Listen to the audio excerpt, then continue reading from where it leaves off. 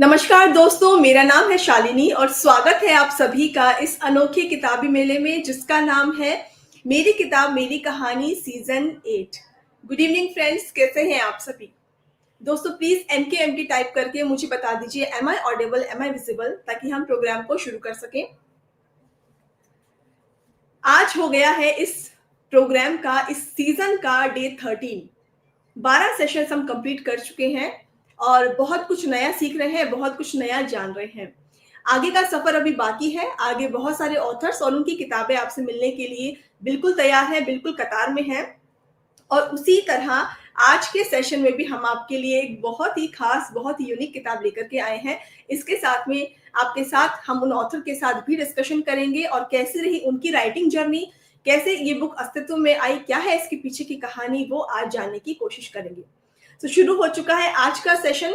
दोस्तों रेडी हो जाइए एक बहुत इंटरेस्टिंग टॉपिक पर चर्चा करने के लिए। आज हम बात करने वाले हैं इस किताब के बारे में, और ये किताब मामूली किताब नहीं है, मामूली टॉपिक नहीं है। आज का जो बुक का थीम होने वाला है वो अपने आप में बहुत इंटरेस्टिंग है। जब मुझे फर्स्ट टाइम इस बुक के थीम के बारे में पता चला तो मैं सच में बहुत अमेज थी कि क्या ऐसा पॉसिबल है, क्या ऐसा कोई पॉसिबल कर सकता है। मैं आपको थोड़ा सा हिंट दे देती हूँ, थोड़ा सा बता देती हूँ कि आज किस बारे में डिस्कशन होने वाला है। आपने दोस्तों बहुत सारे धर्म ग्रंथ पढ़े होंगे। हमारे हिंदू समाज में, इसके अलावा अन्य धर्म में भी बहुत सारे ऐसे धर्म ग्रंथ हैं जो ईश्वर के बारे में, स्पिरिचुअलिटी के बारे में बहुत कुछ सिखाते हैं, लाइफ लेसन्स देते हैं। और उन किताबों के थ्रू हमें बहुत कुछ जानने को मिलता है। हमें एक मानसिक शांति मिलती है, स्पिरिचुअलिटी की तरफ हमारा जो रुख है वो हो पाता है उन किताबों के जरिए। लेकिन क्या आपने कभी सोचा है कि इन किताबों को, इन ग्रंथों को पढ़कर हम अपने हेल्थ को सुधार करने की तरफ भी जा सकते हैं? कहने का मतलब ये है कि हमारे ग्रंथों में जिस तरह के पौधों का, जिस तरह के प्लांट्स का, एनवायरनमेंट का जिक्र होता है, वो रिलेटेड होता है हमारे धर्म की, हमारे जो धर्म है उनकी कहानियों से, उनकी स्टोरी से रिलेटेड होता है, जो उसके साथ साथ आगे बढ़ती है। लेकिन उन प्लांट्स को लेकर के आप अपने स्वास्थ्य को सुधार करने के लिए, अपने जीवन शैली को सुधार करने के लिए भी कोई एक्सपेरिमेंट कर सकते हैं और वो बहुत सक्सेसफुल भी हो सकता है। क्या ऐसा पॉसिबल है? कि आपने कभी ऐसा सोचा?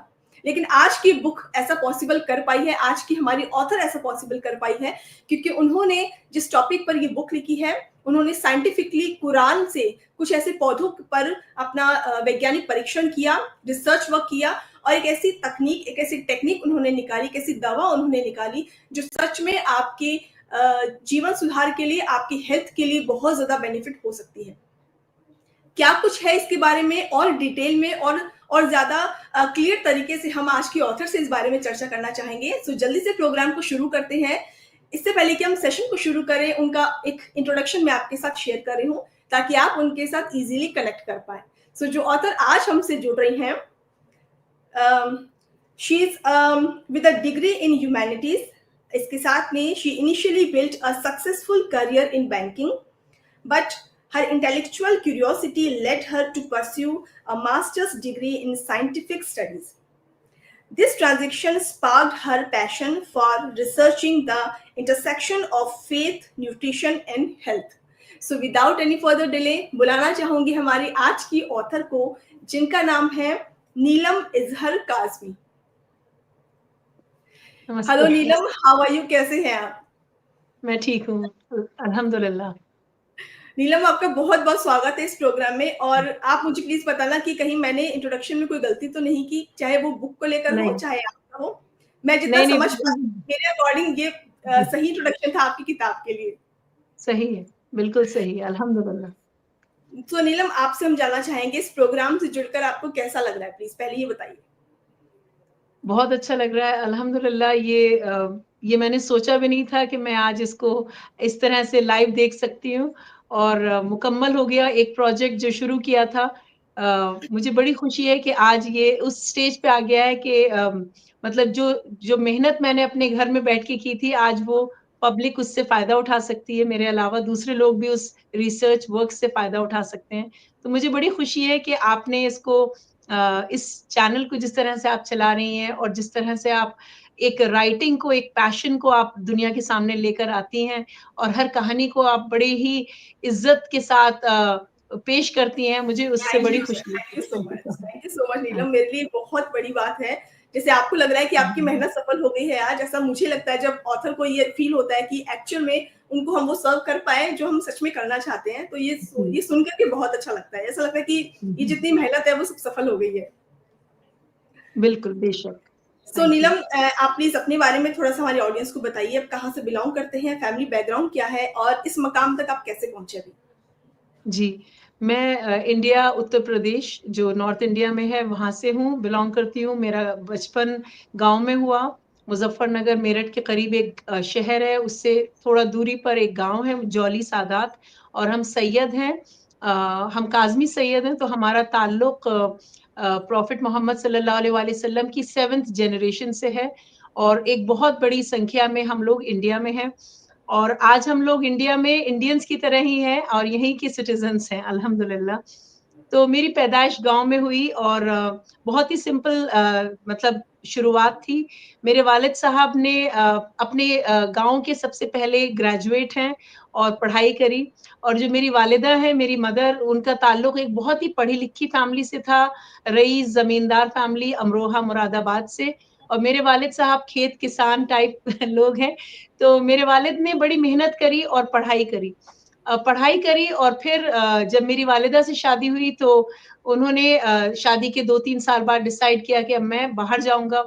तो मेरे वालिद साहब दुबई में काम करने लगे और फिर उसके बाद सऊदी अरेबिया चले गए। तो हमारा कुछ साल बचपन का सऊदी अरेबिया में गुज़रा, जहाँ पे हमारा एडमिशन इंडियन एम्बेसी स्कूल में हुआ और वहाँ पे हमने पढ़ाई करी और रहते हम अरेबिया में थे, लेकिन हम सुबह ही सुबह में जो नेशनल एंथम है, वो भी पढ़ते थे और हाथ उठाकर India is my country, all Indians are my wow! Brothers and sisters, तो वो प्लेज लेते थे। और फिर उसके बाद दिल्ली आए, दिल्ली में रहने लगे। मेरी वालिदा ने मेरा नाम जब मैं पैदा हुई थी तो दरख्शां ज़हरा रखा था, लेकिन जिस जगह पर हम दिल्ली में रहते थे, हरिनगर में, वहाँ पे ज़्यादातर पंजाबी थे और वो दरख्शां नहीं कह पाते थे, तो दरख्सां या ज़हरा को ज़हरा। तो मेरी वालिदा से मेरी आंटी ने कहा, मेरी खाला जान ने कि आप ऐसा नाम रखें जो आसान हो सबके लिए और मेरी वालिदा ने कहा कि आप ही बताएँ क्या रखें? तो मेरी खाला जान जो मेरी मौसी हैं, वो न्यूज़पेपर पढ़ रही थी और ये उस टाइम की बात है जब नीलम संजीवा रेड्डी इंडिया के प्रेज़िडेंट थे, तो ओके, उन्होंने कहा हम इसका बच्ची का नाम दरख्शां ज़हरा से निकाल कर नीलम इज़हार रखेंगे। मेरे वालिद का नाम इज़हार हुसैन है और इसलिए उन्होंने मेरा नाम नीलम इज़हार रख दिया। तो तब से मैं ओके, नीलम हूँ और अल्हम्दुलिल्लाह हम 6 बहन-भाई हैं और 1994 में मेरे वालिद साहब बैंगलोर रिलोकेट हो गए यूपी से। हमारे यहाँ यूपी में घर पे बड़ी डकैती पड़ी थी, मेरे वालिद साहब के साथ बहुत ज़ुल्म हुआ और उस चोरी के बाद मेरे वालिद साहब ने डिसाइड किया कि अब हम लोग नॉर्थ में नहीं रहेंगे। तो हम लोग 1994 से पिछले 30 साल से बैंगलोर में हैं और बैंगलोर में मेरी पढ़ाई 10th स्टैंडर्ड के बाद मेरी कंटिन्यू हुई, डिग्री करी मैंने, उसके बाद मैंने बैंक में काम करना शुरू कर दिया और जब मेरी बेटी हुई फर्स्ट टाइम, मेरा जो फर्स्ट चाइल्ड है, उस टाइम पे मैंने डिसाइड किया कि अब मैं रिज़ाइन करके फुल टाइम मदर बन जाऊँ। तो अल्हम्दुलिल्लाह मेरे 2 बच्चे हैं, मेरी एक बेटी है मरियम 13 साल की, मेरा बेटा है 11 साल का और अब मैंने बैंगलोर छोड़ के बैंगलोर से करीब एक सिटी है जिसका नाम है टुमकुर, ये एग्रीकल्चरल बेल्ट है, तो मैं ओके, 70 किलोमीटर्स दूरी पर बैंगलोर से टुमकुर में रहती हूँ और पिछले 2 साल से मैं गोट एंड शीप फार्मिंग कर रही हूँ। वाओ! इंटरेस्टिंग नीलम, वेरी इंटरेस्टिंग। सो नीलम, रीडिंग और राइटिंग ये 2 हैबिट्स आई एम श्योर ये आपको बचपन से ही मिली है, तो आपने इतना रिसर्च वर्क किया और इतनी ज़्यादा आगे तक पढ़ाई की है। इन दोनों जी। हैबिट्स ने आपकी लाइफ को कितना चेंज किया है? बहुत चेंज किया है अल्हम्दुलिल्लाह। जब मेरे वालिद साहब अरेबिया में रहते थे तो साल में 1 महीने के लिए छुट्टी पे आते थे। तो हमारा कनेक्शन हमारी वालिदा से, मदर से बहुत था और यूपी में जो स्कूल हैं वो 1:30 बजे तक खत्म हो जाते हैं दोपहर में। तो जब घर आते थे तो बच्चों को किस तरीके से 6 बच्चों को कैसे घर में रखें। तो मेरी हुँ, वालिदा की आदत थी कि स्टोरी पढ़ती थी और हम सबको लिटा लेती अपने पास, हमारे पास लेट जाओ और वो स्टोरीज़ पढ़ती थी। तो वो यूजुअली प्रॉफिट स्टोरीज़ पढ़ती थी और उनकी फ़ेवरेट बुक थी 14 सितारे, 14 मासूमीन के बारे में, मतलब प्रॉफिट फैमिली के 14 मेंबर्स के बारे में वो बुक है। तो उसमें इतनी स्टोरीज थी, और मतलब मैंने हमेशा अपनी वालिदा को देखा कि वो बचपन से ही अपना एक टाइम था कि जब घर के सब काम हो जाते थे तो वो अपना किताब लेके बैठती थी, पढ़ती थी। और मेरे वालिद साहब को भी मैंने देखा कि मतलब गाँव से थे, लेकिन उन्हें बड़ा गुरूर था कि मैंने पढ़ाई करी, और आज भी उन्हें अपनी टीचर्स के नाम याद हैं, अपनी जो लेसन्स उन्होंने पढ़े वो लेसन्स आज भी दोहराते हैं। तो पढ़ाई-लिखाई का हमारे घर में बहुत ज़्यादा महत्व था, क्योंकि हम शादी तो मेरी वालिदा की मेरे वालिद से हुई और जो गाँव में रहते थे। तो वहाँ पे एक बच्चे का पढ़ना-लिखना बहुत इम्पोर्टेंट था। तो मेरे वालिद साहब ने, जब हम अरेबिया से आ गए, तो मुझे और मेरे ब्रदर को, एल्डर ब्रदर को मसूरी में हॉस्टल में एडमिशन कराया। और उस वक़्त में 1986 में मैं बता रही हूँ कि उस वक़्त में मेरी 1 साल की फीस 1 लाख रुपए थी, जो आज हम मतलब आज के हिसाब से भी महँगी है। लेकिन उस टाइम पे भी मेरे वालिद साहब ने ये नहीं सोचा कि ये लड़की है, सिर्फ़ बेटे को भेज दूँ, बल्कि उन्होंने कहा कि 6 बच्चे हैं, ये 2 बड़े हैं, इनको मैं भेजता हूँ। और हमें वहीं पे पढ़ाया। मतलब हमारी जो बुनियादी एजुकेशन है, फाउंडेशन है, बेसिक, वो बहुत अच्छे स्कूल्स में हुई। और मेरे वालिद ने कहा कि चाहे कुछ भी हो, लेकिन इल्म के ऊपर मतलब बहुत ज़ोर है हमारे घर में कि इल्म हासिल करो। एब्सोल्युटली।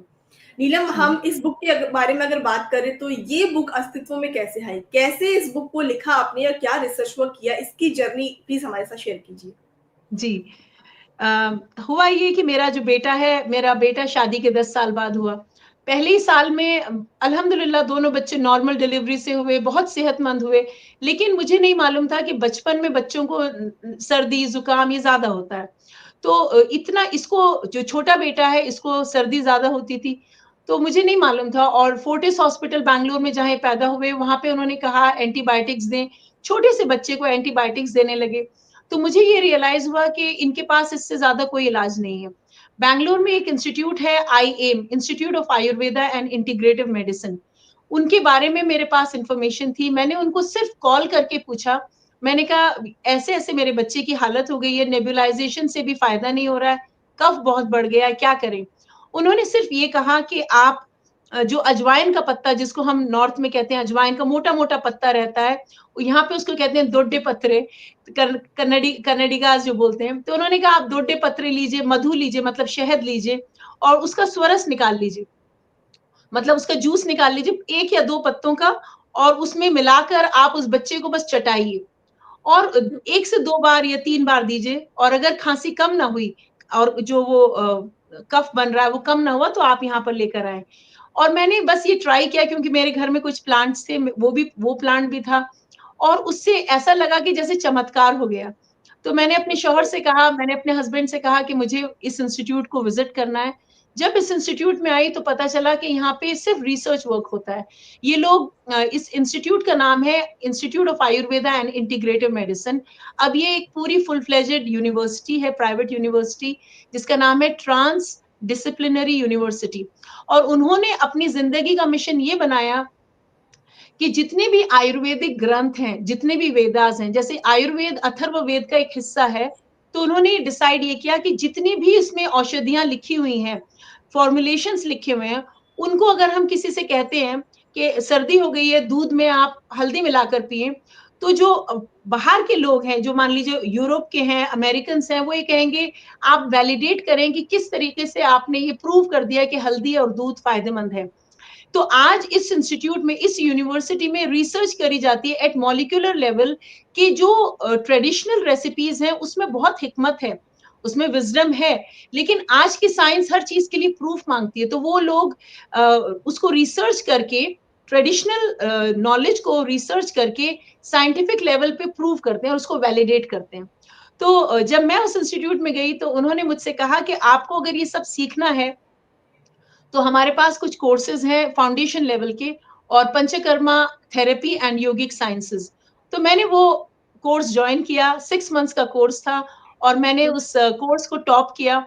और उन्होंने मुझे रियलाइज़ करवाया कि आप इतना अच्छी तरीके से समझ गईं, जबकि आपका बैकग्राउंड इस्लामिक बैकग्राउंड है, और आप, मेरा उस टाइम पे बैंकिंग मतलब एक्सपीरियंस था, 11 साल मैंने काम किया हुआ था। तो उन्होंने कहा कि आप अगर चाहें तो हमारे इंस्टीट्यूट को जॉइन करें, और जो हमारे फ्रेश स्टूडेंट्स आते हैं उनको पढ़ाएँ। तो कुछ समय के लिए मैंने ये पढ़ाया भी, foundation of Ayurveda and yogic sciences. और जब ये यूनिवर्सिटी में तब्दील हो गए पूरा इंस्टीट्यूट, तो उन्होंने ऑफर किया कि हमारे यहाँ post graduate and PhD programs हैं।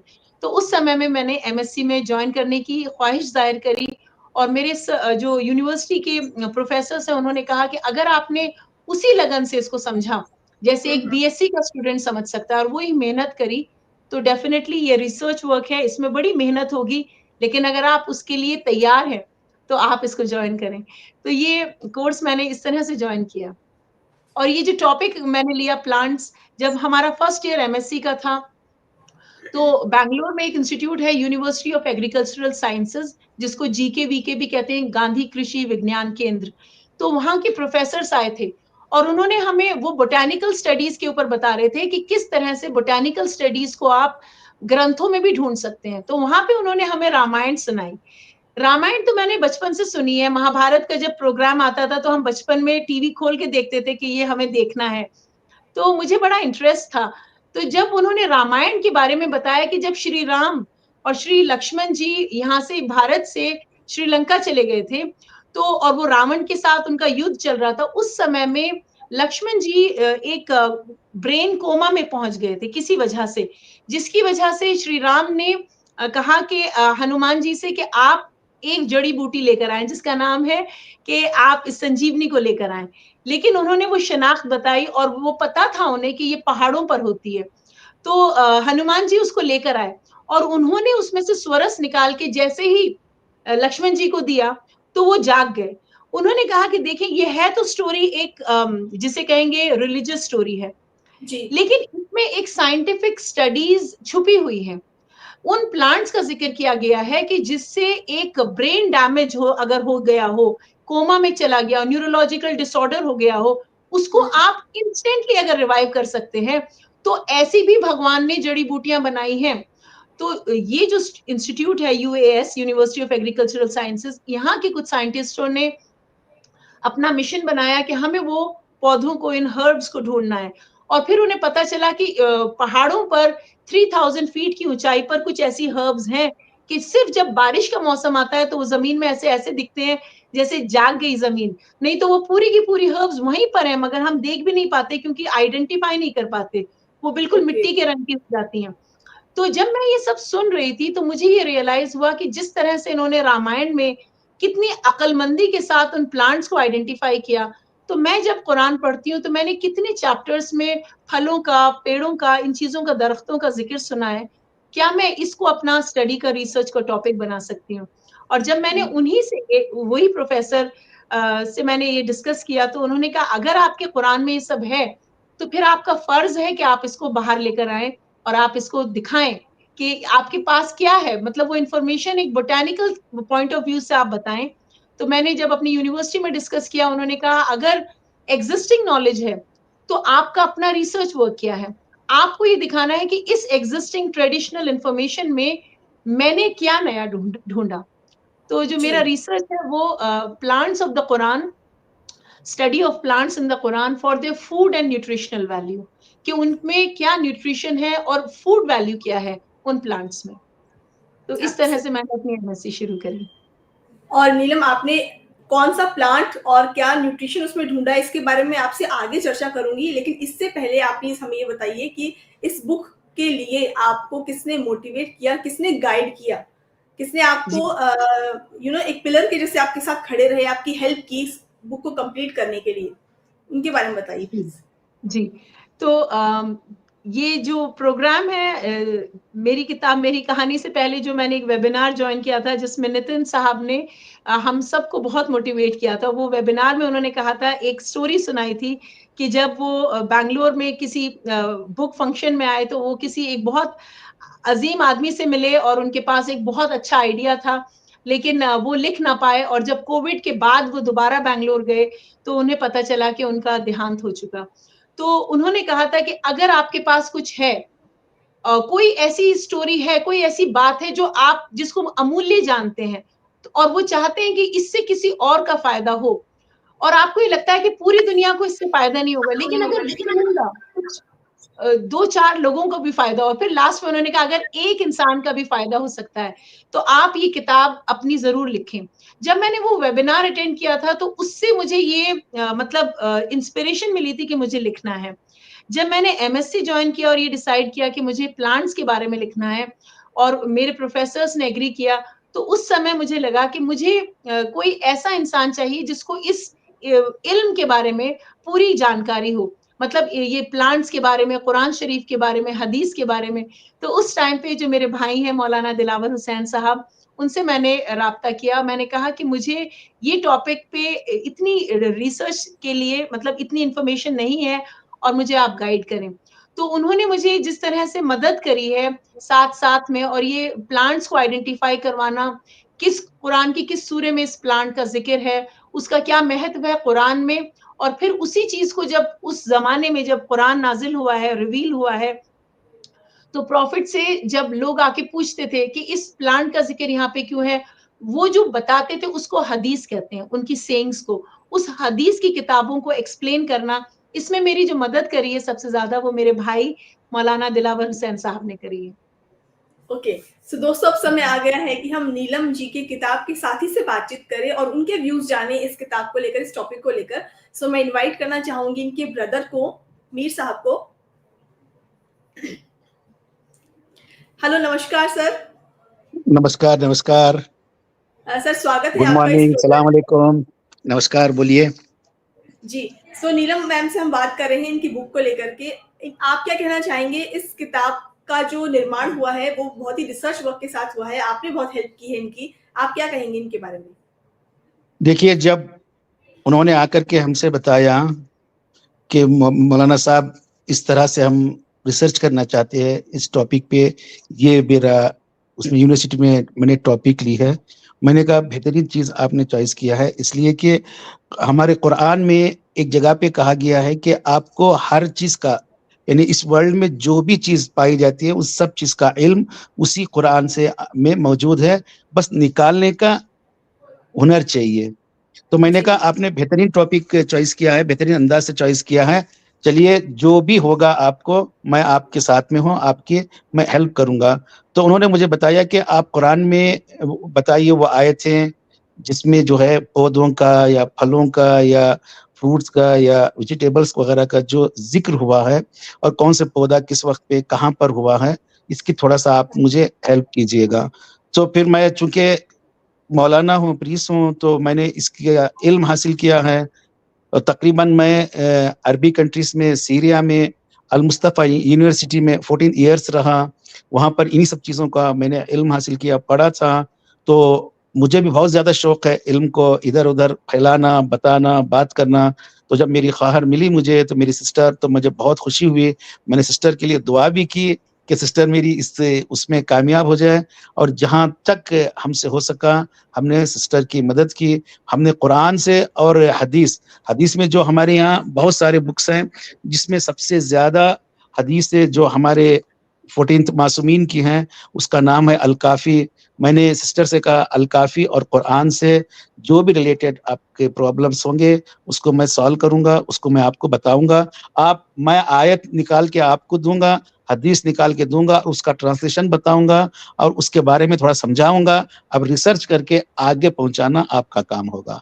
जब जी। दोनों भाई-बहन मिले तो इस मसले पे, तो एक तो कुरान का इल्म भी हुआ, हदीस का इल्म भी हुआ, और लोगों को कुरान के बारे में भी पता चला, हदीस के बारे में भी पता चला। हम कुरान से और हदीस से निकाल कर मैं सिस्टर को दिया कि इसके मीनिंग ये है। चूँकि आप अरबी पढ़ लेती हैं लेकिन समझने में थोड़ा-सा प्रॉब्लम होता है, और चूँकि हम पढ़ चुके हैं तो हम आसानी से समझ लेते हैं।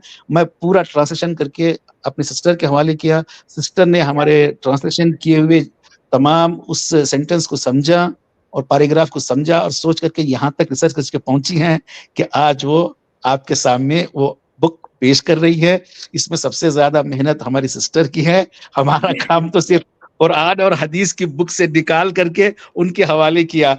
अब उसको समझ करके रिसर्च में ले जा करके करना, ये उनकी अपनी मेहनत थी, उनकी अपनी काविश थी।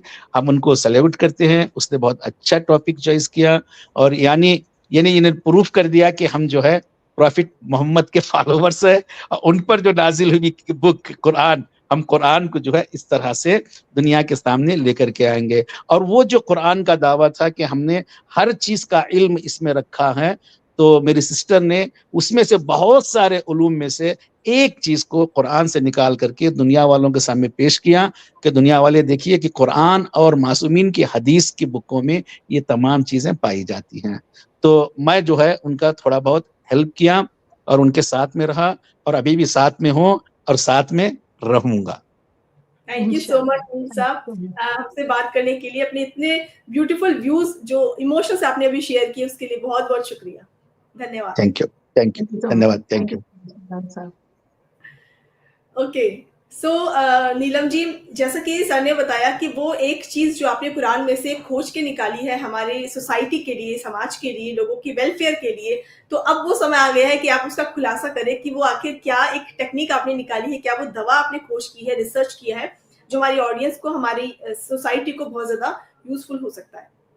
जी, तो कुरान तो एक्चुअली में मतलब अरबिक में लिखा हुआ है, और इतनी सारी चीज़ें हैं कुरान में कि जो इंडिया, पाकिस्तान, बांग्लादेश के मुस्लिम्स हैं, क्योंकि अरबी नहीं जानते, तो अरबी को हम मेमोराइज़ तो कर लेते हैं। जैसे आपने हिंदू धर्म में भी देखा होगा कि श्लोक को हम मेमोराइज़ कर लेते हैं, लेकिन अगर संस्कृत ना जाने, तो मेमोराइज़ श्लोक का भी मीनिंग नहीं समझते, बस उसको मेमोराइज़ किया हुआ है। तो हमारे यहाँ ऐसा होता है कि छोटे-छोटे बच्चे भी कुरान को मेमोराइज़ कर लेते हैं, पूरे कुरान को, मतलब पूरी किताब उनकी हाफ़िज़े में है। मैंने ये रियलाइज़ किया कि जब तक हम इसको पहचानेंगे नहीं, तो हमें समझ नहीं आएगा कि हम पढ़ क्या रहे हैं, क्यों इसकी इतनी महत्व है हमारी ज़िंदगी। मतलब बच्चा पैदा होने से लेके हम कुरान पढ़ते हैं, शादी हो रही है, कुरान पढ़ रहे हैं, शादी किस तरीके से होनी है, वो मुस्लिम पर्सनल लॉ, वो कुरान में है, ज़िंदगी का जीने का पूरी शैली कुरान शरीफ में है, लेकिन कुरान अरबी में है, और अरबी हमारी भाषा नहीं है। हमारे यहाँ हम तो हिंदी बोलते हैं या उर्दू बोलते हैं।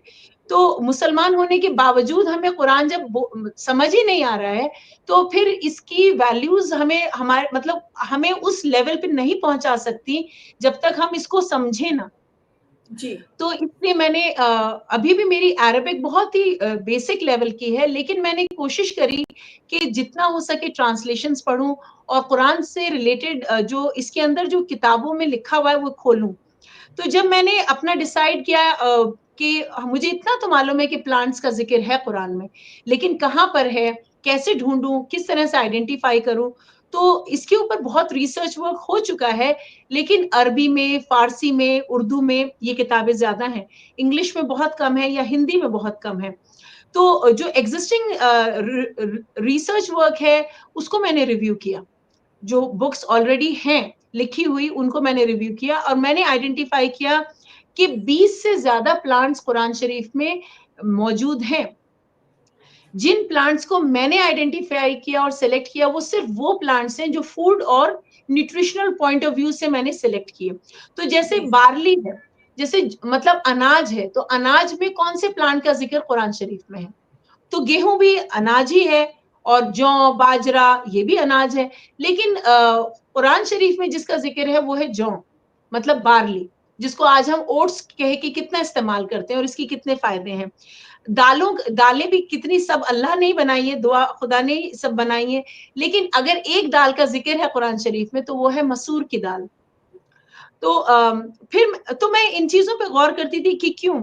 या जैसे सब्जियाँ कितनी बनाई हैं, लेकिन प्याज़, लहसुन, अदरक इनका ज़िक्र है। फिर जैसे सब्जियाँ हैं तो लौकी का ज़िक्र है, खीरे का ज़िक्र है। फिर जैसे फल हैं, तो अंजीर हो गए, बनानाज़ हो गए, ऑलिव्स हो गए, डेट्स हो गई, ग्रेप्स हो गए, इनका ज़िक्र ज़्यादा है। तो हालाँकि तमाम फल खुदा ने ही बनाए, जहाँ पर भी हैं सारे के सारे फल खुदा ने ही बनाए, लेकिन कुछ ख़ास चीज़ों का ज़िक्र है और कुछ ख़ास सीक्वेंस में ज़िक्र है। तो जब मैंने इन चीज़ों को स्टडी किया तो मैंने ये रियलाइज़ किया कि इसको तब समझ सकते हैं कुरान को जब हम हदीस को समझें। तो हदीस एक वो लिटरेचर है कि जैसे मान लीजिए अ, मान लीजिए आप कोई कोड पढ़ें, कोड लैंग्वेज पढ़ें, तो कुरान में कुछ वर्ड्स ऐसे हैं, जैसे एक चैप्टर है जिसका नाम है अंजीर, चैप्टर का नाम ही अंजीर है। जो चैप्टर 95 चैप्टर है कुरान में, और कुरान में बस 114 चैप्टर्स हैं। कुछ चैप्टर्स इतने छोटे हैं कि बस 3 सेंटेंसेस के हैं, हर सेंटेंस को आयत कहते हैं। तो 3 सेंटेंस का भी एक चैप्टर है, मतलब लेकिन मुकम्मल चैप्टर है कि जिसमें शुरू से आखिर तक एक मुकम्मल नॉलेज उन 3 वाक्यों में अच्छा दे दी गई। जी, जी तो जी इस तरह से एक चैप्टर है जिसका नाम है अंजीर, उसमें 8 वाक्य हैं, 8 आयात हैं। उसमें खुदा कसम खाता है कि कसम खाता हूं मैं अंजीर की और जैतून की। उस चैप्टर का नाम अरबिक में है तीन, तीन कहते हैं अरबिक में अंजीर को। तो खुदा कह रहा है बिस्मिल्लाहिर्रहमानिर्रहीम वत्तीन व जैतून, मैं कसम खाता हूं तीन और जैतून की। तो अब जो उस वक्त के लोग थे जिनके जब रसूल खुदा सल्लल्लाहु अलैहि वसल्लम ने, हमारे प्रॉफिट ने ये आयत जाके सुनाई, ये कुरान का सूरा सुनाया कि ये कुरान की आयत मुझ पर नाजिल हो रही है, मतलब अल्लाह की तरफ से मैसेज आया है। तो लोगों ने पूछा कि क्यों रसूल खुदा, अल्लाह सुब्हानहू व तआला कसम खा रहा है एक अंजीर की, मतलब कसम किस चीज की खाई जाती है?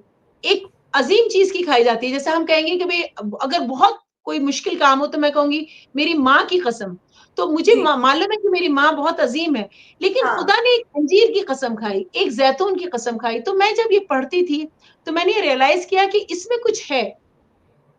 अंजीर कोई ऐसी मामूली चीज नहीं है, हमारे लिए एक फल है कि बस एक अंजीर है, लेकिन उसमें क्या चीज है कि खुदा ने इसकी कसम खा के बताई, या जैतून में कसम खा के बताई।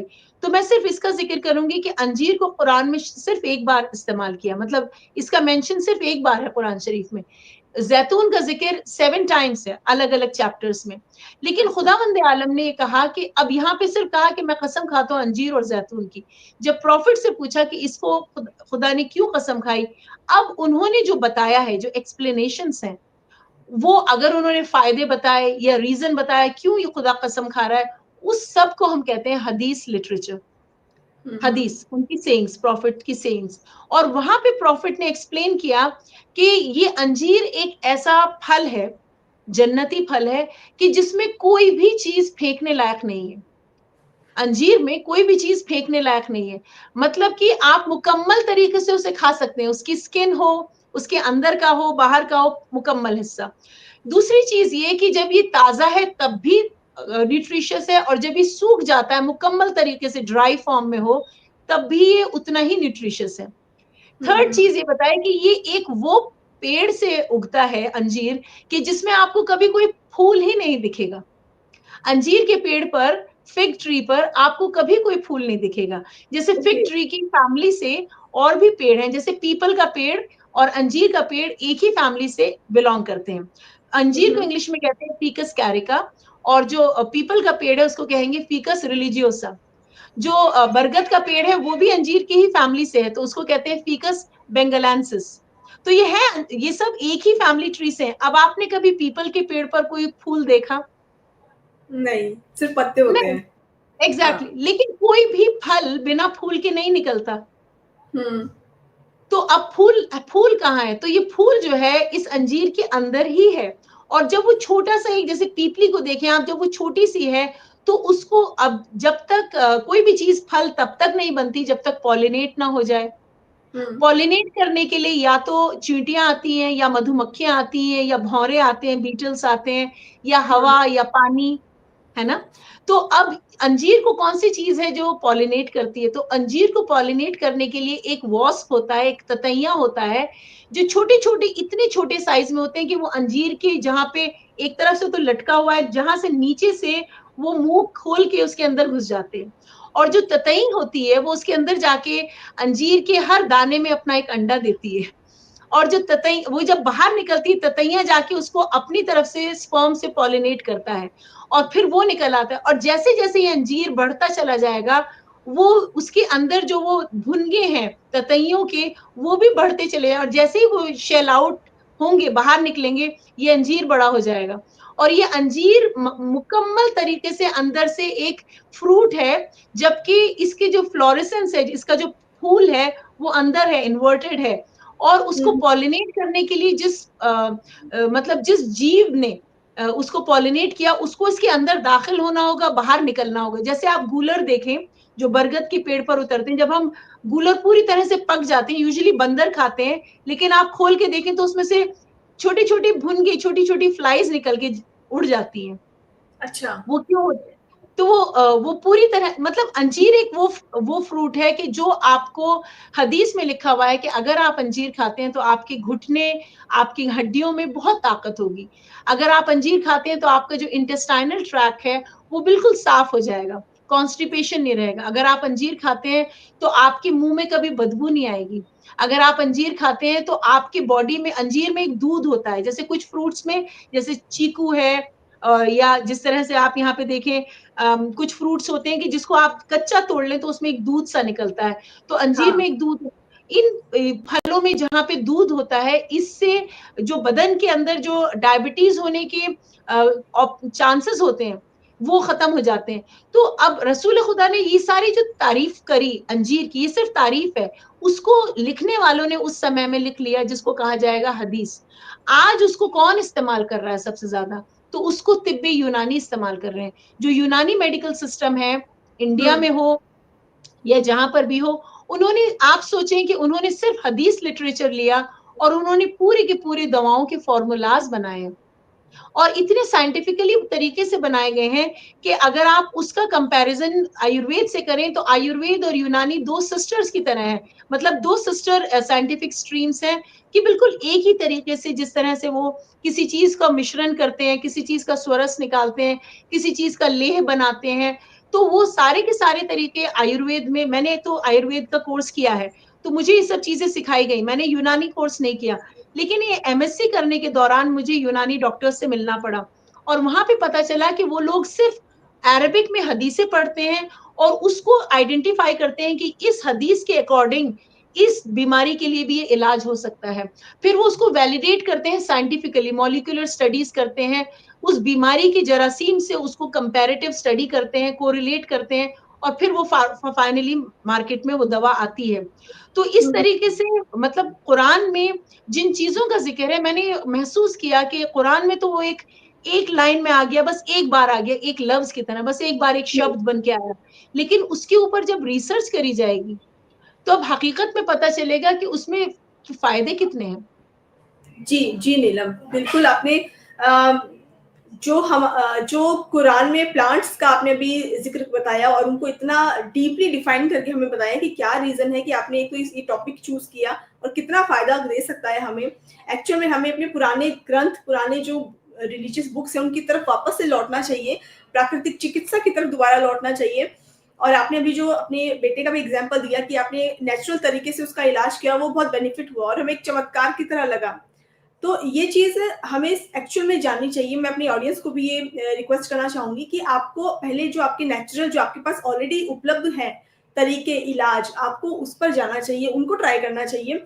अगर कुछ एक्सट्रीम होता है तो हम देख सकते हैं कि हमें कुछ फर्दर आगे चीज़ों को अडॉप्ट करना है, लेकिन जब बेसिक चीज़ें आपके पास है तो आपको फर्स्ट उसी की तरफ जाना चाहिए, उन्हीं को यूज़ करना चाहिए, क्योंकि इससे सबसे बड़ी चीज़ ये है कि आपके बॉडी को कोई हार्म नहीं होगा और ये इलाज जो उसका बेनिफिट होगा वो लॉन्ग लास्टिंग तक चलेगा, लॉन्ग लास्टिंग तक चल पाएगा।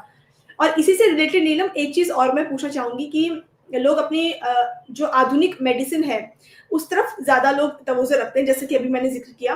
प्राकृतिक चिकित्सा को लोग बहुत स्लो मानते हैं, बहुत धीमा मानते हैं या फिर उस पे इतना रिलाय नहीं करते।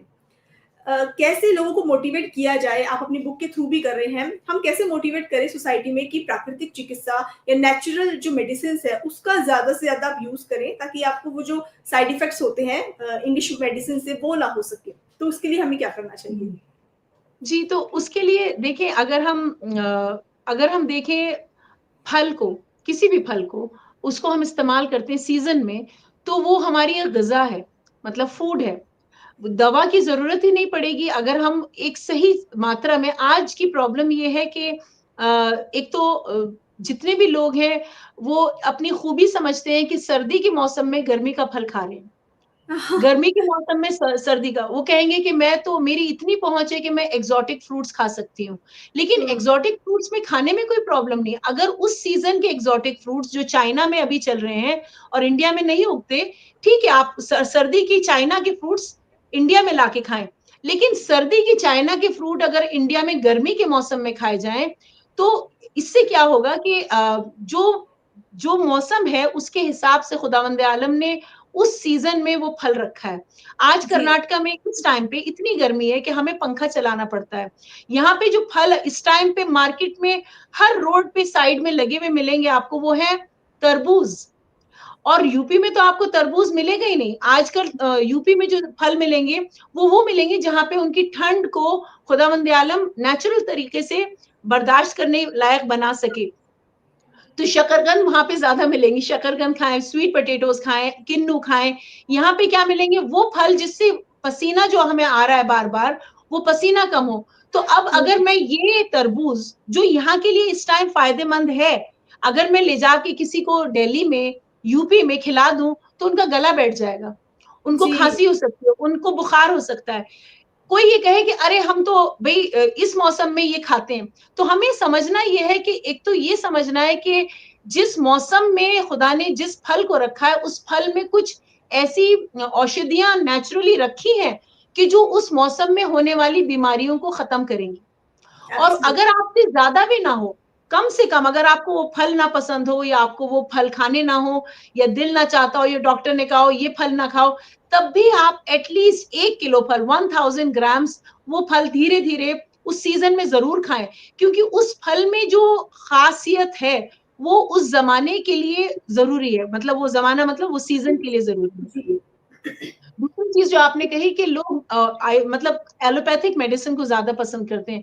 एलोपैथिक मेडिसिन में कोई खराबी नहीं है, लेकिन प्रॉब्लम यह है कि एलोपैथिक मेडिसिन एक क्विक शॉट है कि अगर हमारे मतलब बहुत तकलीफ है, तो हम एक इंस्टेंटली अपने आप को रिवाइव करने के लिए कि सर का दर्द है, बर्दाश्त नहीं हो रहा, कहीं जाना है, इंटरव्यू, आप एक वो ले लें, एक टैबलेट। लेकिन अगर हम उसको अपना दिन का मतलब दिनचर्या में हम डेली उन्हीं दवाओं को लेने लगे, जैसे आजकल बीपी के लिए कुछ लोग रोज एक टैबलेट लेते हैं, जबकि कर्नाटका में आयुर्वेद में लिखा गया है कि जो करी पत्ता है, जो करी पत्ते की जो लीव्स है जो यहाँ सांभर में डलते हैं, उसको अगर आपने एक मुट्ठी मतलब 10-15 करी पत्ते की लीव्स ऐसे ही आपने थोड़े से कच्चे नारियल में एक हरी मिर्च, थोड़ा करी पत्ता और जीरा डाल के उसकी चटनी बना के सुबह में इडली या डोसे के साथ खा ली, जो यहाँ पे एक रेगुलर चटनी है, इडली डोसे के साथ करी पत्ता और नारियल की चटनी होती है, तो आपको बीपी नहीं होगा, आपके सर के बाल नहीं झड़ेंगे, आपके बाल सफेद नहीं होंगे, आपकी आंखों की रोशनी।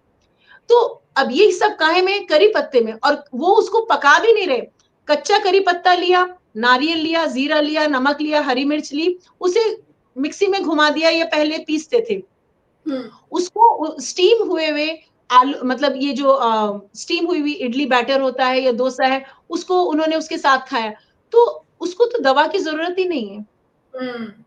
लेकिन हम क्या खा रहे हैं आज हम देख रहे हैं पास्ता, सैंडविचेस। तो मैं पास्ता और सैंडविच के खिलाफ नहीं हूँ, लेकिन क्या ये मेरी बॉडी की जो जरूरत है उसको पूरा कर रहे हैं? और जहां पर मैं रह रही हूँ, हो सकता है जिस कंट्री में ये सब चीजों की जरूरत हो, वहां पे इससे बहुत फायदा होता हो, लेकिन यहाँ इंडिया के सीजन्स के हिसाब से, धूप और गर्मी और जो ट्रॉपिकल क्लाइमेट में हम है, उसके हिसाब से खुदा ने जो यहाँ पे नेचुरली चीजें उगाई हैं, वो हमारे लिए फायदेमंद है। फॉर एग्जाम्पल मैं आपको बताना चाहूंगी कि कर्नाटका, केरला, तमिलनाडु, आंध्र प्रदेश, इन 4 स्टेट्स में आपको रोड साइड पे भी लगे हुए इमली के पेड़ बहुत मिलेंगे। ओके, इमली अच्छा। बहुत ज्यादा खाई जाती है। रसम जो है इमली के ही खट्टे पानी से बनती है। जो दाल बनाई जाएगी उसको बिना इमली डाले सांभर नहीं बनता। क्यों? और हमारे नॉर्थ में तो इमली मतलब खाएंगे तो दांत ही खट्टे हो जाएंगे, और जो जी। मर्द है उनको तो कहा जाता है कि भाई इमली मत देना इनको, क्योंकि उससे जो मेल फर्टिलिटी है वो अफेक्ट होती है। लेकिन साउथ में उसकी जरूरत है। क्यों? क्योंकि यहाँ पे जो फ्लोराइड है पानी में, मतलब पानी अगर हैवी है तो उसके लिए जो डाइजेस्ट करने के लिए जो चीज सबसे ज्यादा फायदेमंद है वो खटाई है, और वो भी इमली की खटाई। तो यहाँ की मतलब यहाँ के हिसाब से खुदा ने जो यहाँ पे पथरीली जमीन है, बहुत ज्यादा पहाड़ है, बहुत तेज धूप रहती है, इस वक्त कर्नाटका में गर्मी है, तो यहाँ के हिसाब से जो नेचुरल चीजें उग रही हैं, जो आपको रोड साइड पे लगे हुए पौधे भी है ना, वो भी यहाँ के हिसाब से, कोई कहे अरे मुझे पौधा बहुत पसंद है, मुझे ये यूपी में लगाना है, लगाएं आप, लेकिन वहां पे उसकी जरूरत नहीं होगी। वहां पे जो आपको रोड साइड पे भी लगे हुए पौधे हैं, वो वहां पे जो वैसी बीमारियां हैं जो वहां पे कॉमन है, उसके लिए वहां पे वो मिलेंगे। इसको कहा जाता है बायोडाइवर्सिटी, कि मतलब जिस जगह पे आप हैं, जिस टेरिटोरियल लोकेशन में है, उसके हिसाब से खुदा ने वहां के हिसाब से उन पौधों को पैदा किया है। हम कहें कि हमें सेब जो है कर्नाटका में, बैंगलोर में पैदा करना है, आप वो बीज लगाएं और हो सकता है पेड़ भी उग जाए, लेकिन सेब जो बेस्ट होगा वो वहां पे होगा जहां पे बर्फ पड़ रही हो। तो वहां उसमें जो सेब में जो क्वालिटी पैदा होगी उस फ्रूट में, वो उस जगह पे नहीं होगी जहां पे मान लीजिए मौसम इस तरह का हो, जहां पे नहीं होना चाहिए। तो हमारी प्रॉब्लम ये है कि हम एक तो एक्सेप्ट नहीं करते कि जिस जगह पे हम रह रहे हैं वहां पे उगने वाली चीजों को हमें जरूर अपने डेली डाइट में इस्तेमाल करना है। और जब जब हम अपनी डेली ग़िज़ा को सही लेंगे तो दवा की जरूरत नहीं पड़ेगी। और एलोपैथिक सिर्फ तब लेना है जब हमें पता चले कि अब हमारे पास बहुत कम टाइम है और हमें हॉस्पिटल पहुंचने तक या अपना सही इलाज शुरू करने से पहले एक क्विक फिक्स चाहिए जिससे हम संभल जाएं। उस संभलने में एलोपैथिक डेफिनेटली हेल्प करता है, लेकिन लॉन्ग टर्म अगर इलाज करना है तो उस इलाज के लिए हमें अपने आप को करेक्ट करना होगा, अपनी डाइट को, अपनी सोच को, अपनी दिनचर्या को, किस टाइम उठ रहे हैं, किस टाइम सो रहे हैं, ये हमें बहुत इसके ऊपर फोकस करना होगा। जब मैंने आयुर्वेद पढ़ा तो उन्होंने हमें बताया कि आप सूर्य उदय से मतलब सूरज निकलने से 3 घंटा पहले ब्रह्मी मुहूर्त है। जब मैं अब कुरान पढ़ती हूँ तो मैं देखती हूँ कि कुरान की 17 चैप्टर में 78 वाक्य जो है, आयत है, उसमें खुदा ने कहा तहज्जुद के लिए उठो, फजर से पहले। फजर जो है सूर्य उदय से ऑलमोस्ट 1 आवर पहले है। फजर से पहले मतलब कि अगर सूरज 6 बजे निकल रहा है, 5 बजे तो आपको फजर के लिए उठना है। उससे कहीं पहले आपको उठकर खुदा की इबादत, तो आप जिसको कह रहे हैं साधना करें, हम भी कह रहे हैं कि तहज्जुद की नमाज पढ़ें।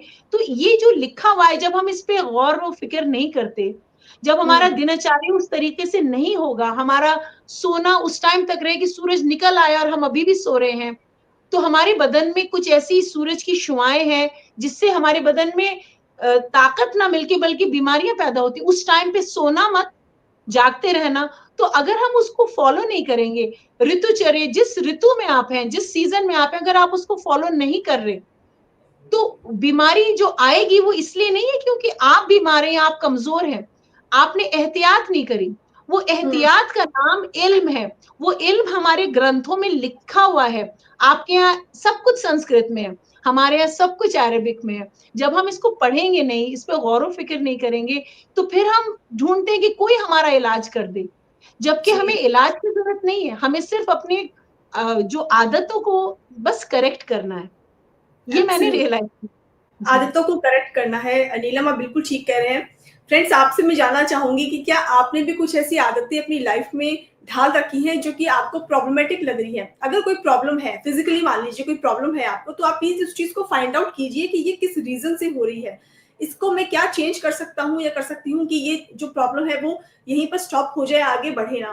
तो आपको ये जरूर फिगर आउट करना चाहिए। और इसके लिए जो इलाज है वो आपको कहीं और जाने की जरूरत नहीं है। आपके घर में, आपके घर के अंदर बहुत सारे ऐसे ग्रंथ, ऐसी किताबें, ऐसी बुक्स रखी हुई हैं ऑलरेडी, जिसको पढ़ने का हमारे पास समय नहीं है और वो समय हम लगा रहे हैं किसी और काम में जिस वजह से हम बीमार हो रहे हैं। तो इस रीजन को आप जानिए, फाइंड आउट कीजिए और इलाज आपके घर में, आपके खुद के पास है।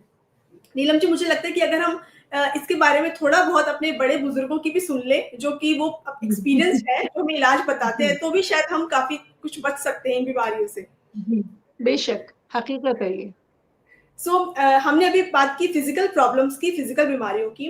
क्या कुरान में कुछ ऐसे प्लांट्स भी हैं जो कि आपकी मेंटल हेल्थ को भी स्ट्रॉन्ग करते हैं, उसको भी इम्प्रूव कर सकते हैं? जी बेशक।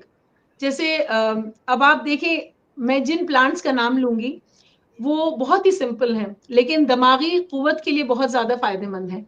जैसे कि हमारे प्रॉफिट सल्लल्लाहु अलैहि वसल्लम ने कहा कि दिन में, जो एक हफ्ते में, एक सप्ताह में जो दिन होते हैं, उसमें जुमे का दिन खास दिन है। तो हमारे यहाँ कहा जाता है कि जुमे के दिन प्रॉफिट ने फरमाया कि अगर आप नहार मुंह मतलब ब्रश करने के बाद जो सबसे पहला फल खाएं, वो एक अनार खाएं, एक मुकम्मल अनार। मतलब उसे शेयर ना करें, चाहे कितना भी बड़ा क्यों ना हो, लेकिन आप एक एक अनार सबको दें। उस अनार को आप ना शेयर ना करें। उस अनार में जितने दाने हैं वो मुकम्मल, क्योंकि कहा जाता है कि एक दाना उसमें, हर अनार में जन्नत का होता है। अब ये मतलब ये एक हदीस है कि हर अनार में एक दाना जन्नत का है, तो एक मुकम्मल अनार को एक शख्स खाए। अब जब आप इसको खाएंगे तो उन्होंने पूछा कि उससे क्या होगा, तो उन्होंने कहा कि एक अनार को खाने से 40 दिन तक आपका दिल नूरानी होगा, ओके। आपका दिल नूरानी होगा जी। और अगर आपने जैतून का तेल इस्तेमाल किया, जिसको रोगन जैतून कहते हैं, तो अगर वो चाहे आप मतलब कच्चा तेल आप खाने के ऊपर डाल के खाएं, या आप कोई सैलेड बनाए उसमें डाल के खाएं, या आप अपने खाने को उसमें पका सकते हैं, जिस तरीके से भी। हमारे यहाँ कहते हैं सर में डालने के लिए जैतून का तेल सबसे बेहतर है, बदन की मालिश के लिए जैतून का तेल सबसे बेहतर है। तो अब इससे क्या होता है कि इससे रसूल खुदा फरमा रहे हैं कि अगर आपने ऐसा किया तो 40 दिन तक आपका दिल, आपका दिमाग नूरानी रहेगा। अब ये तो उन्होंने कह दिया और हमने सुन लिया, हमने कहा हाँ मम्मी ठीक है हम खा लेंगे। लेकिन आज जब मैंने आयुर्वेदिक स्टडीज करी तो अब मैंने इसको कैसे रियलाइज किया कि हमारे जो सर थे, गिरीश सर, जिन्होंने हमें ये पढ़ाया, उन्होंने कहा कि देखें जब आप खाना खाती हैं तो हमारे बॉडी में 7 धातुएं होती हैं। जैसे ही हम खाना खाते हैं, यहाँ पे खाने को अन्ना कहते हैं, अन्न। ओके, तो उन्होंने कहा अन्न से अन्ना रसा बना। सबसे पहली धातु जो बनती है खाना खाते ही, जब वो पेट में जाएगा, वो शुरू होगा डाइजेस्टिव ट्रैक में जाके, तो वो अन्ना रसा मतलब प्लाज्मा सबसे पहले बना, रसा। उससे रसा से जो नेक्स्ट धातु वो कन्वर्ट हो रहा है, उन्होंने कहा रक्त, रक्त कहते हैं ब्लड को। ओके। वही खाना अभी मैं आपको बता रही, चाहे आप चाय और बिस्किट खा रही हो, अनार खा रही हो, एक पौष्टिक भोजन खा रही हो, या एक सैंडविच खा रही हो, पिज्जा, कुछ भी खाएं आप, जैसे ही वो आपके पेट में जाता है, रस धातु, रक्त, उसके बाद रक्त धातु, उसके बाद ममसा मतलब जो मसल्स है हमारी, मसल्स अच्छा। बनती है, उसको मतलब उसकी जो एक पूरा क्रीम है वो मसल्स बनाता है। उस ममसा के बाद बनता है मेदा। मेदा मतलब जो स्किन के नीचे जो एडिपोज टिश्यू है, जिसको हम फैट कहते हैं, चर्बी। तो अच्छा। पहले ममसा धातु, उसके बाद मेदा मतलब चर्बी बनती है। उसके बाद है अस्थि, जो हड्डियां हैं, हम्म। जो अस्थि है, तो रसा धातु, रक्त धातु, ममसा, मेदा, अस्थि। अस्थि धातु जो है मतलब हड्डियां बन गई उसी खाने से, डेली जो रिपेयर हो रही है। और अब अस्थि धातु के बाद जो नेक्स्ट है वो है मज्जा धातु, जो बोन के अंदर बोन मैरो होता है, जिसके अंदर अच्छा। हमारे रेड ब्लड सेल्स जनरेट होते हैं, जो ताकत, मतलब अगर हड्डियों में वो बोन मैरो ना हो तो इंसान की कमजोरी होगी, बदन में दर्द होगा, हड्डियों में तकलीफ होगी, उठते बैठते आवाज आएगी। तो ये है 6th धातु, जो है बोन मैरो, मज्जा धातु। और जो 7th है, उन्होंने कहा वो है शुक्र धातु। 7th धातु है वो स्पर्म्स या ओवा, जो एक लेडी या एक मेल की फर्टिलिटी को बनाता है, और ये हर बच्चे में रहता है, छोटे बच्चे से लेके। और इस सब का जो मतलब जो निचोड़ है वो है ओजस, जो आपके खाने से जो लास्ट में जो ओजस है, जो 1 स्पून के बराबर वो कतरे में हो रहता है, जो हमारे ऊपर जो तला हृदय है, यहाँ पे जो हमारी एक ग्लैंड्स रहती हैं, तो बॉडी में 7 ग्लैंड्स हैं, जो पीनियल ग्लैंड है, जो मदर ऑफ ऑल ग्लैंड्स है, उसमें वो रहता है। और वो क्या काम करता है, वो जो ओजस है वो आपके पूरे बॉडी को ताकत बख्शता है। अब ये एक खाना है, जब रसूल खुदा कह रहे हैं कि तुमने अगर एक अनार खाया तो 40 दिन तक तुम्हारा दिलो दिमाग नूरानी हो जाएगा, तो कैसे नूरानी होगा, मतलब अब तो हमारे प्रोफेसर ने कहा कि नीलम जब आपने खाना खाया तो जो रेड ब्लड सेल आज बनी, आज 13 जनवरी को, तो वो 10 मार्च तक वैलिड है आपके बॉडी में, पूरा 30 दिन अगले महीने के और 10 दिन उसके बाद, 40 दिन तक वो रेड ब्लड सेल वैलिड है। आपने आज कुछ खाया, आपके ऊपर उस खाने का असर अगले 40 दिन तक होगा, अगले 40 दिन तक। कुरान में एक सूरा है जिसका नाम है सूरह नहल, 16 सूरा, जिसका नाम है मधुमक्खी। सूरे का नाम ही, चैप्टर का नाम ही है हनी बी।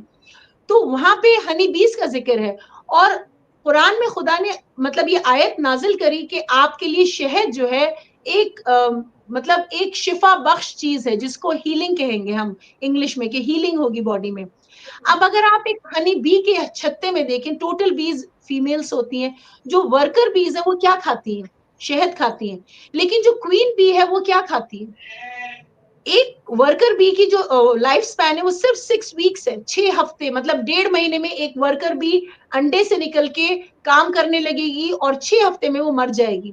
लेकिन यही वर्कर बीज जो क्वीन बी को खाना खिलाती हैं, वो एक क्वीन बी 6 साल तक रहती है। क्या खाती है वो? तो वो शहद के साथ साथ रॉयल जेली, प्रोपोलिस, जो वर्कर बीज जो उसको खिलाती हैं वो है royal jelly, honey and propolis.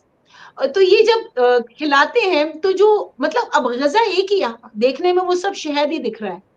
हम्म लेकिन वो जो ज़रा-सा डिफरेंस आया, उससे हम्म लाइफ़स्टाइल में देखें, यहाँ 6 वीक्स और वहाँ 6 इयर्स, वहाँ 72 महीने वो एक बी की ज़िंदगी है। और वो पूरे हम्म हर दिन अपनी ज़िंदगी में अंडे देती रहती है, जो क्वीन बी है, और ये 6 वीक्स में पैदा होके काम करके मर भी जाते हैं। तो ये 6 वीक्स, 6 हफ्ते, कितने दिन है ये? और वो कितने महीने, और उस हम्म एक ही साल में कितने हफ्ते होते हैं? 52 हफ्ते होते हैं। तो 52 weeks in a year, 52 into 6 weeks, 6 years. तो आप ये देख सकते हैं कि ग़िज़ा का हमारे ऊपर बहुत असर है।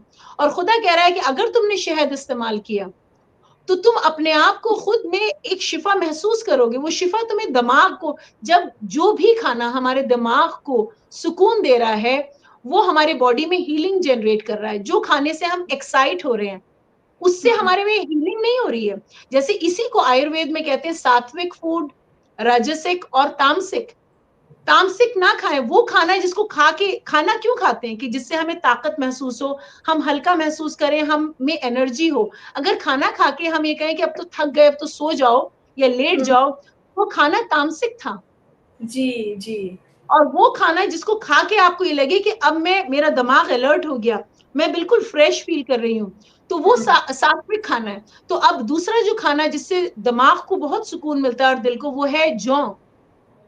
एक आम सा अनाज है जो आपको हर कंट्री में मिल जाएगा, बार्ली या ओट्स। लेकिन इसका हम इस्तेमाल इतना नहीं करते। हम गेहूं की ब्रेड, गेहूं के पास्ता, गेहूं के सैंडविचेस, हर चीज गेहूं की है।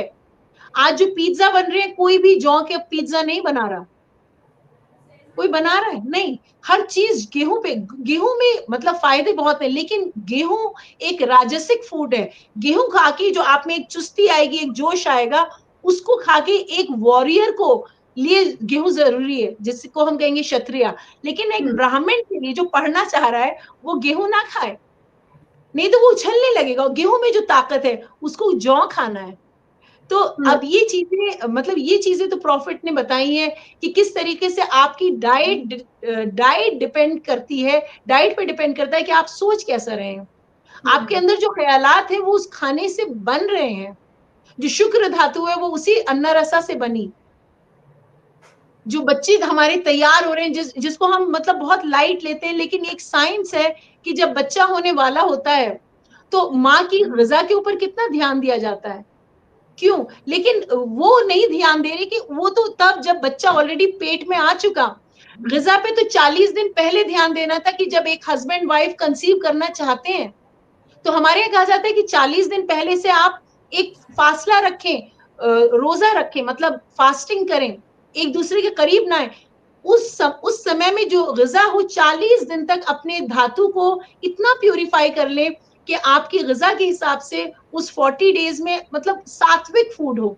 तब वो बच्चा जो मुंतकिल होगा एक मर्द से औरत में, वो एक दुनिया में क्या बनाएगा, एक दुनिया को कंस्ट्रक्ट करेगा खूबसूरती से। और नहीं तो जी हम कहते हैं कि मेरे बच्चे कहाँ से आ गए, ऐसा तो ना मेरे दादा थे, ना माँ थी, ना मैं हूँ, ये कहाँ से आ गया शैतान। तो वो हमने ख्याल ही नहीं किया कि हमने खाया क्या था। जी जी नीलम, ये बिल्कुल आई एम श्योर हम सभी इस चीज़ से कनेक्ट कर पाएँगे कि सच में जो खाना है वो आपके एक्शंस पर, आपकी लाइफ के ऊपर, उन सब पर असर डालता है। चाहे वो मेंटल हो, फिज़िकल हो, स्पिरिचुअल हो, जैसा आप सोच रहे हैं। वो कहते हैं ना कि जैसा आप अन्न खाएँगे वैसा आपका मन हो जाता है। तो अगर जी, आप अपने मन को शांत रखना चाहते हैं और फ़ोकस रखना चाहते हैं तो उसके अकॉर्डिंग फिर आपको खाना भी वैसा ही खाना होगा, वैसा ही चूज़ करना जी, होगा। बिल्कुल। ओके, सो नीलम, अब हम अपने अगले सेगमेंट की तरफ आ चुके हैं जिसे हमने नाम दिया है माय जर्नी सीक्रेट्स। तो मैं आपसे कुछ क्वेश्चंस करने वाली हूँ क्विकली, आप उसका क्विकली आंसर देंगे। तो हम शुरू करें? जी, ज़रूर। तो मेरा पहला सवाल है आपसे, आपके अकॉर्डिंग लाइफ की सबसे बड़ी अचीवमेंट आपके लिए क्या है? मेरी लाइफ की सबसे बड़ी अचीवमेंट है कि मैं एक माँ हूँ, और मैं एक माँ बनी क्योंकि मेरे बच्चे बहुत सालों में हुए। तो आज जो मैं एक्सपीरियंसेस कर रही हूँ और जिस जिस गौर व फ़िक्र के साथ मैं अपनी ज़िंदगी जी रही हूँ, वो माँ बनने के बाद मेरे में ये गहराई ज्यादा पैदा हुई। ओके, एक ऐसी बात जो लोग आपके बारे में नहीं जानते हैं। नहीं जानते कि मैं बहुत ज़्यादा मतलब अपने फ़ादर की मेहनतों से बहुत ज़्यादा प्रेरित हूँ और मुझे कोई भी चीज़ मुश्किल नहीं लगती। अगर मेरे वालिद साहब से मैं आज ये कहूँ कि डैडी मैं कर्नाटका की चीफ़ मिनिस्टर के लिए सीट मैंने टिकट ले लिया है, तो मेरे वालिद मुझे ये कहेंगे कि तू कर सकती है। मतलब जो प्रोत्साहन मुझे उनसे मिलता है, इंस्पिरेशन, वो लोग नहीं जानते कि मेरे माइंड में कोई भी चीज़ इम्पॉसिबल नहीं है। मुझे ये लगता है कि अगर हम मन बना लें और उस तरफ इरादा अपना मुकम्मल कर लें, तो कोई भी चीज़ मुश्किल नहीं है। मेरे वालिद साहब ने हमेशा कहा कि जब इंदिरा गांधी जी इलेक्शन लूज़ कर गई थी, तो उन्होंने हर ट्रक के पीछे, हर गाड़ी के पीछे एक ही चीज़ लिखवाई थी कि एक ही जादू, दूरदृष्टि, पक्का इरादा, अटूट विश्वास। ये 4 वर्ड्स उन्होंने लिखवाए थे, एक ही जादू, दूरदृष्टि, पक्का इरादा, अटूट विश्वास। डैडी कहते हैं कि जब मैं इसको पढ़ता था तो मुझे लगता था कि हकीकत में ये जीत जाएँगी और फिर वो प्राइम मिनिस्टरशिप की उन्होंने वो टिकट जीता, कर्नाटका से ही जीता था। तो कहने का मकसद ये है कि डैडी ये कहते हैं कि तू अगर अगर तू अपना मन बना ले, इरादा जब तक इंसान का नहीं होगा तो कुछ नहीं पा सकता। और मेरे बारे में मुझे नहीं मालूम कितने लोग जानते हैं कि I feel nothing is impossible. Very good. Okay, next मैं पूछना चाहूंगी, जिंदगी का वो दौर जिसे आप दोबारा से जीना चाहते हो। वो समय जब मेरी मम्मी ज़िंदा थी और जब मैं स्टूडेंट लाइफ में थी, काश मैं मम्मी की बातें ज़्यादा सुना करती। मैं उनको बहुत चैलेंज करती थी और जब मम्मी मुझसे ये सब बातें बताती थी कि ये सब लिखा हुआ है, तो मुझे लगता था कि साइंटिफिकली वैलिडेटेड नहीं है और आज मैं उसी चीज़ को मैं वैलिडेट कर रही हूँ। तो काश मेरा मेरा जो एटीट्यूड था उस टाइम पे बहुत रिवोल्टिंग था और मुझे लगता है कि I think we should listen to our parents more and we should really value what they're saying because they know really what they're saying. मुझे उस टाइम पे नहीं लगता था, मुझे लगता था कि मम्मी आप ऐसे ही कह रही हैं और आज मुझे लगता है कि काश मैं वो समय वापस करूं और उन गलतियों को दोबारा ना करूं। जी जी। ओके, लास्ट क्वेश्चन है आपसे, आपका ड्रीम प्रोजेक्ट क्या है। मेरा ड्रीम प्रोजेक्ट है कि मैं एक कुरान शरीफ से रिलेटेड कुछ ऐसी किताबें लिखूं जो छोटे बच्चों के लिए हैं। ये जो किताब है मेरी ये छोटे बच्चों के लिए नहीं है, लेकिन आज मुझे रियलाइज होता है जो मेरे छोटे बच्चे हैं कि बच्चों के लिए लिटरेचर उतना नहीं लिखा जाता, स्टोरीज वो सब लिखी जाती है, लेकिन आज के ज़माने में बच्चों के पास जितना इन्फॉर्मेशन है उसके हिसाब से उनका मतलब अवेयरनेस बहुत ज़्यादा है और वो हम लोगों को कोशिश ये करनी चाहिए कि बच्चों से कनेक्ट करें, क्योंकि वही हमारी नेक्स्ट पीढ़ी है और जो शुरू के 8-10 साल तक बच्चा सुनता है हमारी बात, बड़े होने के बाद एडोलेसेंट में जब वो चले जाते हैं, तो वो हमारी बात नहीं सुनते। तो जी आई फील कि we should I would like to write more on children theme और इन्हीं चीज़ों को अगर मैं सिम्प्लीफाई करके सिंपल लफ्ज़ों में ऐसे लिखूँ कि बच्चे उससे कनेक्ट कर सकें और इसको अपनी ज़िंदगी में एक हिस्सा बना सकें। तो I think that would be great. Absolutely. Neelam, यहीं पर ये सेगमेंट फिनिश होता है और आपने बहुत खूबसूरत जवाब दिए बहुत इन सवालों के। Thank you so much. आगे मैं पूछना चाहूंगी कि आपको रिस्पांस कैसा मिल रहा है इस किताब के लिए, आपकी फैमिली के थ्रू, आपके फ्रेंड्स के थ्रू। अल्हम्दुलिल्लाह सब लोगों ने बड़ी खुशी ज़ाहिर करी और कहा कि बहुत कम लोग इतना टाइम देते हैं कुरान को और कुरान को पढ़ना तो जी ज़रूरी समझते हैं, लेकिन कुरान के ऊपर रिसर्च करना या कुरान की आयतों को खोलकर उसको एक्सप्लेन करना या समझना, इतना टाइम नहीं देते। तो अगर कुरान में ये सब है, तो उन्हें बड़ी खुशी हुई और उन्होंने कहा कि ये न ना सिर्फ़ आप अपने तक रखें, बल्कि कुछ इस तरह से इवेंट्स बनाएँ कि कम्युनिटी तक ये बात ज़्यादा से ज़्यादा पहुँचे और ज़्यादा से ज़्यादा लोग इन चीज़ों को इस्तेमाल करके फ़ायदा उठा सकें। जी जी। नीलम, अगर आज हम आपकी बुक परचेज करते हैं तो क्या कोई डिस्काउंट हमें मिल सकता है आज। Definitely okay. आज के लिए मतलब मुझे खुशी होगी कि अगर कोई मेरी इस बुक को परचेज़ करना चाहे तो डेफ़िनिटली 25% डिस्काउंट उसको देना चाहेंगे।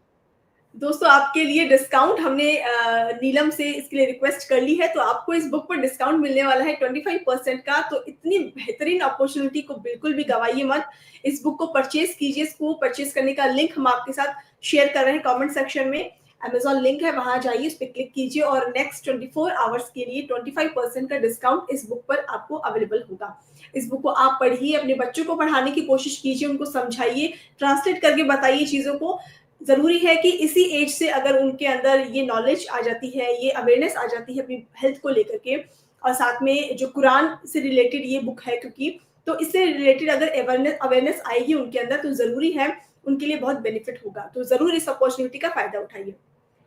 नीलम, any contact detail you want to share with our audience? जी, मेरा कॉन्टैक्ट नंबर 9980666441 और मेरी ईमेल आईडी neelamik77@gmail.com। तो दोस्तों, अगर आप नीलम जी से कनेक्ट होना चाहते हैं, पर्सनली बातचीत करना चाहते हैं, तो ये कॉन्टेक्ट डिटेल्स आप नोट कर लीजिए। आप इनसे पर्सनली गाइडेंस ले सकते हैं और इनकी राइटिंग जर्नी को और भी ज़्यादा नज़दीक से जान सकते हैं।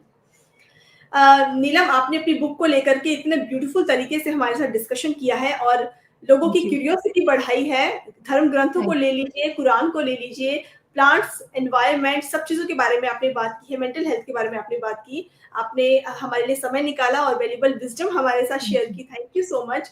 आप हमारी ऑडियंस से कुछ कहना चाहेंगी जाने से पहले? कोई लास्ट मैसेज देना चाहेंगी?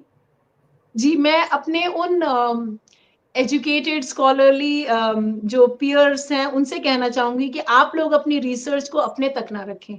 मैं कहना चाहूंगी कि यूनिवर्सिटी की बहुत सारी लाइब्रेरीज भरी पड़ी हैं बेहतरीन रिसर्च वर्क से।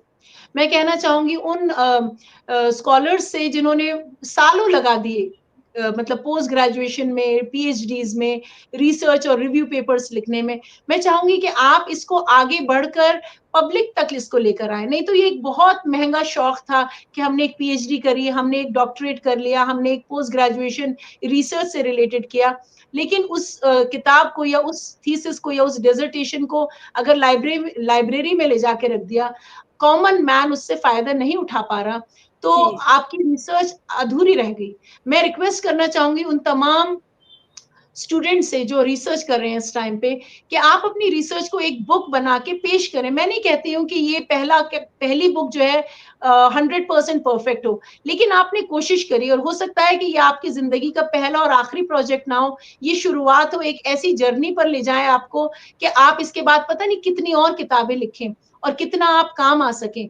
तो अगर आपकी रिसर्च से 2 लोगों का भी फायदा होता है, एक का भी फायदा होता है, जैसे नितिन साहब कहते हैं कि अगर एक इंसान से का भी आपकी किताब पढ़ने के बाद जिंदगी में कुछ अच्छा होता है, तो आपको अपनी किताब जरूर लिखनी चाहिए। और मेरी किताब मेरी कहानी जो ये एपिसोड है और ये जो शालिनी मैम है और जो इनका ये पूरा जिंदगी का मिशन है कि ज्यादा से ज्यादा लोगों को प्रोत्साहित कर रही है, एनकरेज कर रही है कि आप किताबें लिखें। मैं चाहूंगी कि आपके अगर जिंदगी में कोई एक ऐसा मैसेज है कि जो आप पहुंचाना चाहते हैं और नहीं लेके जाना चाहते उसको अपने साथ ऐसे ही बंद हुआ, तो आप उसको जरूर सामने लेकर आए। Thank you so much. Thank you so much Neelam, हमसे जुड़ने के लिए और इस हौसला अफजाई के लिए धन्यवाद। Thank you so much. Thank you so much, appreciate. So दोस्तों, ये था हमारा आज का सेशन जो हमने कंप्लीट किया नीलम जी के साथ, और देखिए कितनी बेहतरीन बातचीत हमारी रही। आज का डिस्कशन बहुत ही वैल्यूएबल रहा है और आपने बहुत सारे नोट्स बनाए होंगे आज के टॉपिक को लेकर के। तो क्या कुछ नया सीखा आपने आज के सेशन में? कमेंट करके जरूर बताइएगा, आपके कमेंट्स हमारे लिए बहुत वैल्यू रखते हैं। तो यहीं पर फिनिश होता है हमारा आज का सेशन। कल मिलते हैं आपसे एक और नए ऑथर के साथ, एक और नई बुक के साथ। ये है मेरी किताब मेरी कहानी सीजन 8, जहां हर किताब के पीछे है एक कहानी और हर कहानी है एक प्रेरणा। धन्यवाद।